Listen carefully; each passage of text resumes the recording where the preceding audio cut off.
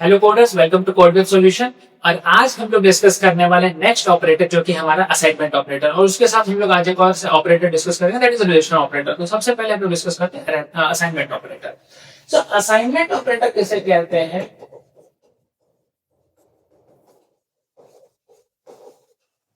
ये सिंबल जो है इसको हम लोग कहते हैं असाइनमेंट ऑपरेटर। क्यों कहते हैं इसको असाइनमेंट ऑपरेटर? क्योंकि आपने लिखा होगा a इज इक्वल टू 10, हम लोग इसको पढ़ते हैं गलत है। इसको पढ़ा a इज इक्वल टू 10 का मतलब हो गया a इज इक्वल टू 10। ये है, आप पढ़ते ये हो, लिखते ये हो, समझ पता नहीं क्या रहे हो, तो ये तो गलत हो गया। तो हमें पढ़ना पड़ेगा इसको किस तरीके से, ध्यान से समझिए। 10 इज असाइन्ड टू a, हमेशा राइट हैंड साइड से लेफ्ट हैंड साइड पढ़ने की कोशिश करो जब ये ऑपरेटर यूज हुआ होगा। Okay, so 10 is assigned to a। So ये समझते ज्यादा बड़ा कॉन्सेप्ट है नहीं, तो इसको कैसे यूज किया जाता है। सो असाइनमेंट ऑपरेटर जैसे कि a is equal to 10 and print a। तो अब आप रन करो, वैल्यू आ गई 10। फॉर एग्जाम्पल अब आपको मल्टीपल वैल्यूज यूज करनी, a की वैल्यू 10, b की वैल्यू 20, c की वैल्यू 30। अब आपको इन सबको प्रिंट करना है, print a, print b and print C. Multiple values अगर आपको असाइन करनी है तो आप मल्टीपल लाइंस ना यूज करके सिंगल लाइन में भी इसको असाइन कर सकते हो। कैसे करोगे, ध्यान से देखो, टेक्निक बता रहा हूं। a, b, c is equal to 10, 20, 30। आपका हो गया असाइनमेंट कंप्लीट। अब जब आप इसको रन करोगे तो a की वैल्यू 10, b की वैल्यू 20, c की वैल्यू 30 आ जाएगी। फॉर एग्जाम्पल आपके पास मल्टीपल वेरिएबल्स हैं बट सबकी वैल्यू एक ही है, जैसे a is equal to 2, b is equal to 2, c is equal to 2, d is equal to 2। सभी वेरिएबल है बट सबकी वैल्यू कॉमन है 2, और सबको आपको प्रिंट करना है, print a, b, c, d। तो आप ये 4 लाइन अलग से ना लिख करके इसको भी 1 लाइन में लिख सकते हो। किस तरीके से, अब ध्यान से देखो। a की वैल्यू बराबर b की वैल्यू के बराबर उसका, c की वैल्यू के बराबर उसका, d की वैल्यू के बराबर और c की वैल्यू 2 के बराबर। अब मैं जैसे ही रन करूंगा सभी की वैल्यू आ गई 2, 2, 2, 2। सो आप इस तरीके से असाइनमेंट ऑपरेटर्स का यूज कर सकते हो for assigning values in different ways. Assignment operator का मेन यूज होता है in compound assignment. Compound assignment का मतलब होता है कि assignment operator in the combination of some other operator. जैसे मैं अभी असाइनमेंट ऑपरेटर को अरिथमेटिक ऑपरेटर के साथ कंबाइन कर दूंगा। कैसे, ध्यान से देखिएगा। लेट्स से मैंने बोला a इज इक्वल टू 5। अब मैं यहां पर कर रहा हूं a प्लस इक्वल 7, और फिर मैं प्रिंट कर रहा हूं 1। इसका मतलब क्या होता है, प्लस इक्वल का मतलब क्या होता है, ध्यान से समझना इसको। प्लस इक्वल, इसका मतलब सबसे पहले आपको प्लस तो करना पड़ेगा। किसके साथ करोगे, एक ही वेरिएबल है, a के साथ करेंगे। तो इसका मतलब हो गया a प्लस 7। अब इक्वल मतलब उसे असाइन भी करना पड़ेगा। किसको असाइन करोगे भाई, एक ही वेरिएबल है तो असाइन भी किसको करेंगे, a को ही करेंगे। यानी पहले a को प्लस करो 7 के साथ, उसको फिर असाइन कर दो a में। सो क्या हो जाएगा, a की वैल्यू 5 प्लस 7 कितना हो गया 12। एट द एंड किसमें असाइन हुआ, a में। सो वैल्यू ऑफ a क्या हो जाएगी 12। सो इस तरीके से ये वर्क करता है। अब बहुत लोग क्या करते हैं ना, इसको ऐसे ले लेते हैं, ध्यान से देखो। x is equal to 3, x equal plus 2।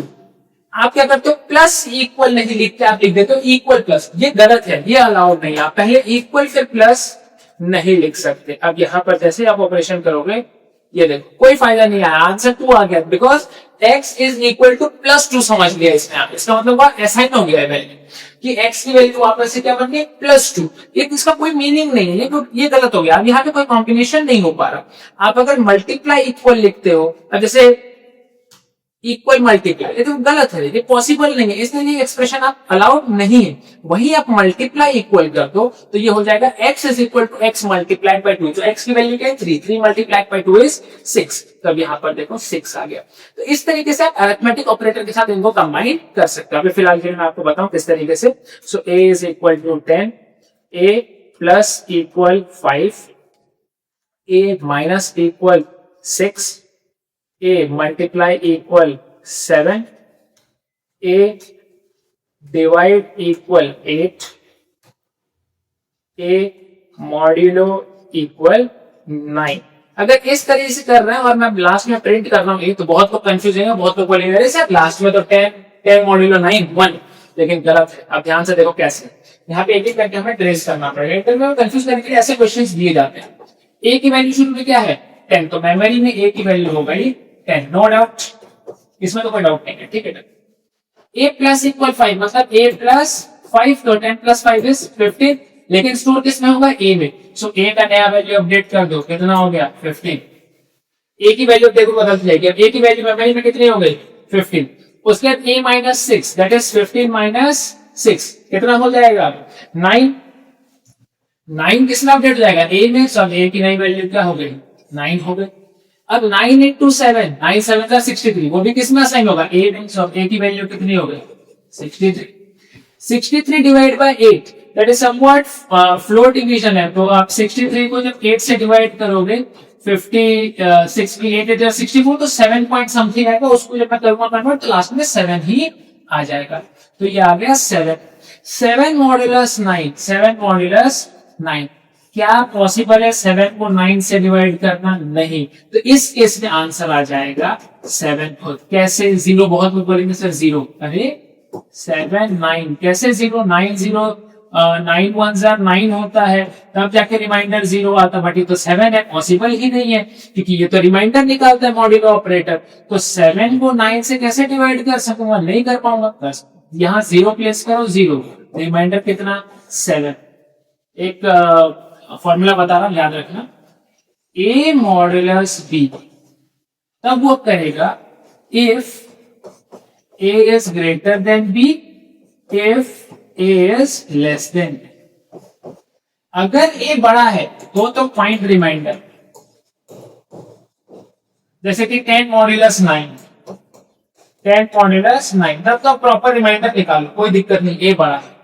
जब ए छोटा हो तो result is equal to A, calculate करने की जरूरत नहीं, जैसे 25 मॉड्यूलस 23, यहां पर ए बड़ा है ये छोटा है तो कैलकुलेट होगा, लेकिन 25 मॉड्यूलस 84 कैलकुलेट करने की कोई जरूरत नहीं, because A is less than B, so answer is 25। ये याद रखना, मॉड्यूलस ऑपरेटर इस तरीके से वर्क करता है। सो रिजल्टेंट यहां पर कितना आएगा 7, आओ चलो कैलकुलेट करके देखते हैं, रन करते हैं, तो आंसर कितना आया 7। इस तरीके से आपको पूछा जा सकता है मल्टीपल कंपाउंड यहाँ पर असाइन करवा करके। क्लियर हो गया कॉन्सेप्ट, किस तरीके से कंपाउंड असाइनमेंट वर्क कर रहा है।